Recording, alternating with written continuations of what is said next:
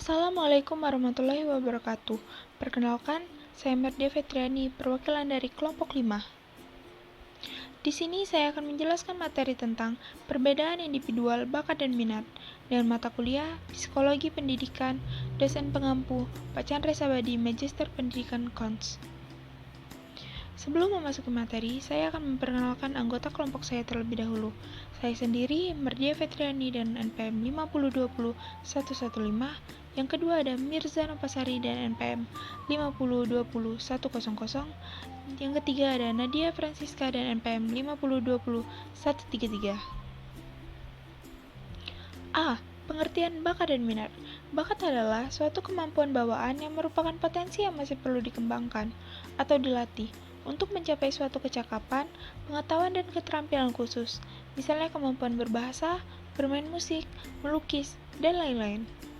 Minat ialah suatu proses pengembangan dalam mencampurkan seluruh kemampuan yang ada untuk mengarahkan individu kepada suatu kegiatan yang diminatinya.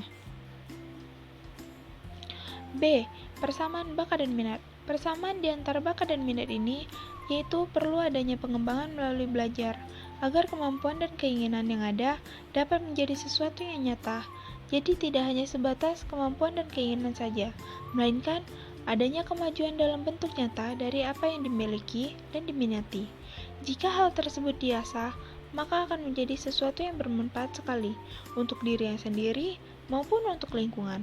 Namun, apabila tidak diasah, maka hanya akan menjadi bakat dan minat yang terpendam, tidak hanya membuahkan hasil, namun hanya sekadar keinginannya saja. C. Faktor yang mempengaruhi pengembangan bakat dan minat, yaitu faktor dari dalam. Yang pertama ada faktor genetik, merupakan faktor yang mendukung perkembangan individu dalam minat dan bakat sebagai totalitas karakteristik individu yang diwariskan oleh orang tua kepada anak dalam segala potensi melalui fisik maupun psikis yang dimiliki individu sebagai pewaris dari orang tuanya. Yang kedua adalah faktor kepribadian, yaitu keadaan psikologis di mana perkembangan potensi anak tergantung pada diri dan emosi anak itu sendiri.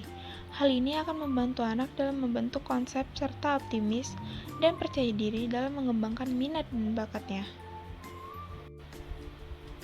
Yang kedua, ada faktor di luar, yaitu faktor lingkungan. Yang pertama ada lingkungan keluarga. Lingkungan keluarga merupakan tempat latihan atau belajar dan tempat anak memperoleh pengalaman. Yang kedua ada lingkungan sekolah. Suatu lingkungan yang dapat mempengaruhi proses belajar mengajar kondusif yang bersifat formal. D. Cara mengembangkan bakat dan minat, yaitu perlu adanya keberanian, perlu adanya dukungan, perlu adanya didukung di lingkungan, dan yang keempat, perlu memahami hambatan-hambatan. Sekian itulah materi dari kami. Kami ucapkan terima kasih. Wassalamualaikum warahmatullahi wabarakatuh.